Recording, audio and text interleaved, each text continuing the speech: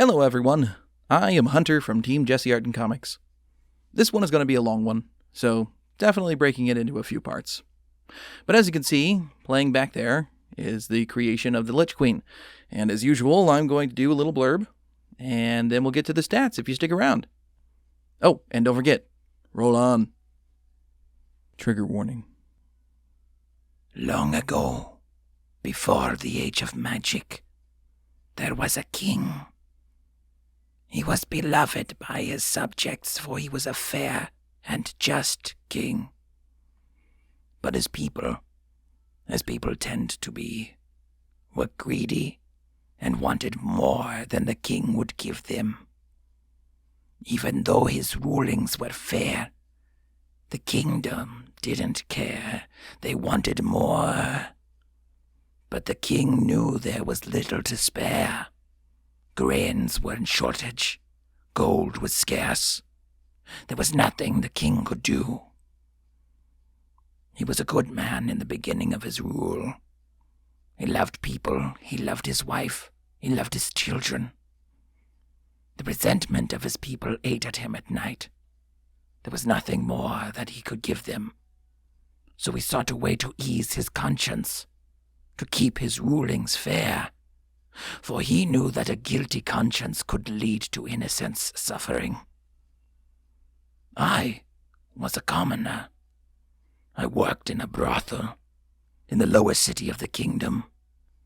I was the most beautiful and talented concubine in the city. I had many clients of all classes, including the nobles. The king had heard of my gifts and thought that I could ease his worries. I offered my services freely, for who would not serve the king willingly?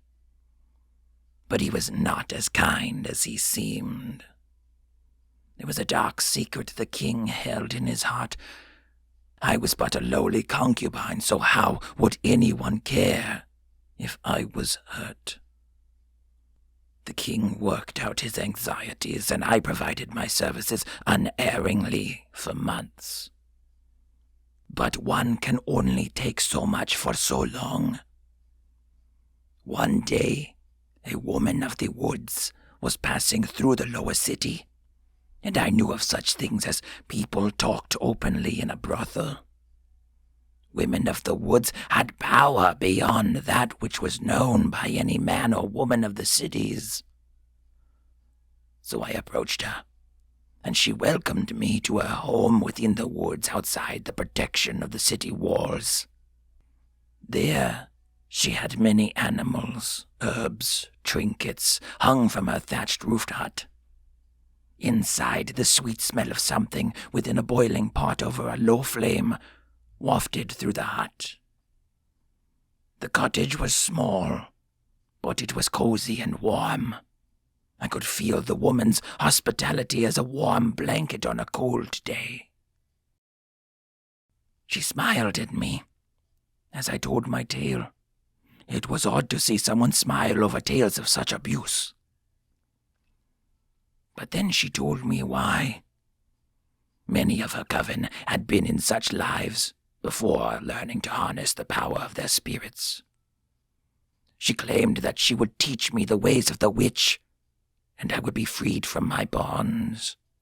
She claimed that I would have the power to fight back against the indignities that the king demanded of me. She promised that the kingdom would be all the better for it. I, of course, thought she was lying.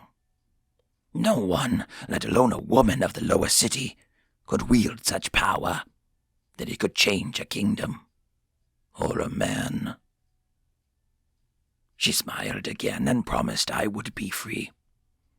She said that what I do with such power is my own choice, but it is a choice she has seen made of every woman she has freed. Yet my choice would be that alone. Mine. After that conversation, she filled my belly and begged that I not return to the city until my conversion was complete. For weeks, we studied the ancient ways of magic. We danced in the woods with the animals and her sisters, free of the earthly bonds. She claimed that these were of her coven, and I delighted in their presence. For the first time in a long time, I was happy, and she was right, I felt free. Then one day she bid me return to the city to spread my light. As she foretold, the king did return to me, and begged me to relieve his tensions. I did as he requested, and as his crimson life force flowed at my feet, I knew that my mentor had been right all along. With a dagger in hand, I had changed the kingdom, and I was now free. Oh, man. This lady has a great backstory. Anyway, let's check out her stats. There's a lot. So this big baddie has a whopping 18 hit points, making her the hardest thing to kill in the game.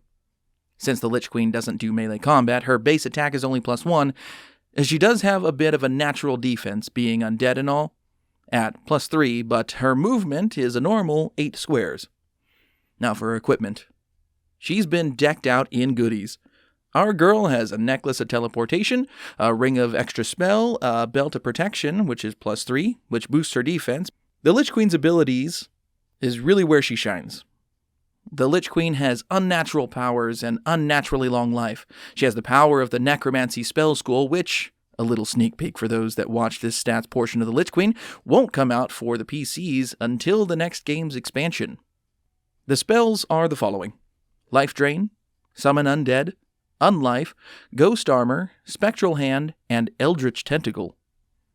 The Lich Queen is also able to teleport with the power of her necklace to any location in line of sight at her movement phase. The Lich Queen also wears a ring that allows 1 extra spell each round. And as a big tip for how to play the Lich Queen, BBEGs usually will not engage the heroes unless directly attacked or all of their minions have been destroyed. Also, you want to make sure to use ranged spells for any attacks that she does make, and when the queen is approached for melee combat, she uses her teleport to get out of range of melee. I know this is a long one, but thanks for sticking through it, if you did. Please like and follow, and share with your friends, family, pets, enemies, neighbors. That random rock that you always manage to spot in the yard, even though it's really small and looks like all the other rocks, but you're pretty sure that it's special in some way, but you never actually pick it up to find out because you're afraid that it may open up a portal to another dimension, but you're not sure if you're ready for that kind of commitment. So you just leave it alone and always wonder every time you pass it if you've missed your chance at a grand adventure in a land of magic and wonder, but oh well, you guess you'll just move on with your life anyway and always wonder what could have been? And always remember to roll on.